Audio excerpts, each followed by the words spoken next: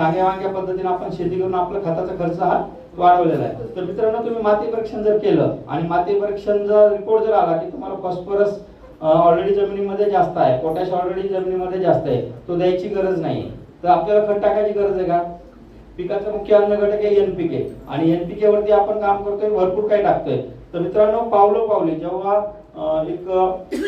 जेव्हा तुम्ही उपग्रहाद्वारे soil testing करणार ना, तर बघा तुम्हाला प्रत्येक एका स्क्वेअर फुटामध्ये तिथं तुम्हाला पॅरामीटर येणार आहे की ह्या ठिकाणी फॉस्फरस जास्त आहे आणि ह्या ठिकाणी कमी आहे. तर आपण म्हणतो की इथं पीक चांगलं आलं, एकच क्षेत्र आहे, एकच खत दिलं, सगळं चांगलं आहे, पण तिथं जमिनीमध्ये फॉस्फरसची कमतरता ही पावलापावलावर चेंज होते. आणि याचे रिपोर्ट्स मला उपग्रहाद्वारे सॉइल टेस्टिंग केली तेव्हा कळालं. म्हणजे ऑर्गॅनिक कार्बन जमिनीतला कळाला, पीएच कळालं, फॉस्फरस कळालं, पोटॅश कळालं. आणि जेव्हा आपण खत टाकतोय आणि ते जर 8 दिवसानंतर जर रिजनरेट होऊन जर आपल्याला परत कळालं की काल आपल्या जमिनीमध्ये फॉस्फरस एवढा होता, आज आपण फॉस्फरस टाकलाय आणि उद्या परत रिजनरेट होतोय रिपोर्ट आणि कळतं की फॉस्फरस आपण दिलेलं किती टाकलाय, तर ह्या गोष्टी आपल्याला उपग्रहाद्वारे सॉइल टेस्टिंगमुळे कळणार आहेत. तर मला औरंगाबाद जिल्हा कृषी अधिकारी जे आहेत त्यांनी एक सॉइल टेस्टिंगची लॅब दिली होती आपलं काम बघून. ते म्हणजे सर तुमचं काम ग्रीन प्लॅनेटचं आहे आणि तुम्हाला आम्ही माती परीक्षणची लॅब देऊ इच्छितो. त्यांनी माती परीक्षणची लॅब दिलेली आहे. तरी पण मी सरांना शब्द दिलाय की मागं मी यांची लॅब माझं सॉइल ॲप नव्हतं